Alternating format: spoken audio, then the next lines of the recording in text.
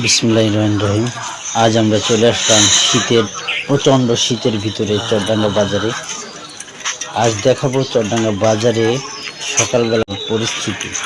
দেখুন, প্রচণ্ড শীত, কুয়াশায় সামনে কি হচ্ছে দেখা যাচ্ছে না।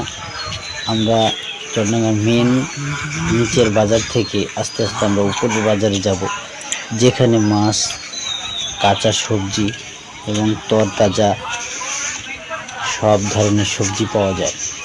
এখন আমরা আস্তে আস্তে মেইন বাজারে উঠতেছি। কনকনে শীত, প্রচণ্ড শীতে আমার হাত পা কাঁপছে।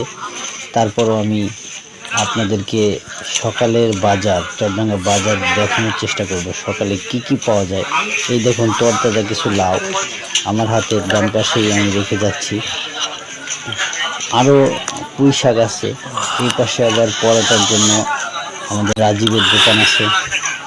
দেখুন, রাস্তার দুই ধার দিয়ে প্রচণ্ড সবজি এবং সব তাজা সবজি, মনে হয় ফসল থেকে, ক্ষেত থেকেই মাত্র তুলে আনা হয়েছে।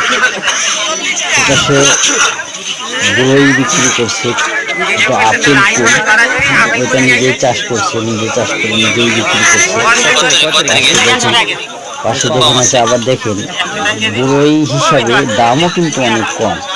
হ্যাঁ, বড়ই কত সুন্দর বড়ই, তারপরে অনেক দাম কিন্তু কম, তুলনামূলকভাবে কম। এটা শহর বা একটু সদরে গেলে কিন্তু 1.5 থেকে 200 টাকা কেজি হবে। এই দেখুন, মূলা, লালকপি, বাঁধাকপি, এরপরে আপনার সামনে গেলে মাছ বাজার। এই দেখুন, সব তাজা সবজি। আপনাদের ফসল মানে সবজি খেতে হয় এবং তরতাজা মাছ খেতে হয়, তাহলে আমাদের চলে আসতে হবে চরডাঙ্গা বাজারে। আপনারা চরডাঙ্গা বাজার চলে আসবেন, তাহলে আপনারা তরতাজা সবজি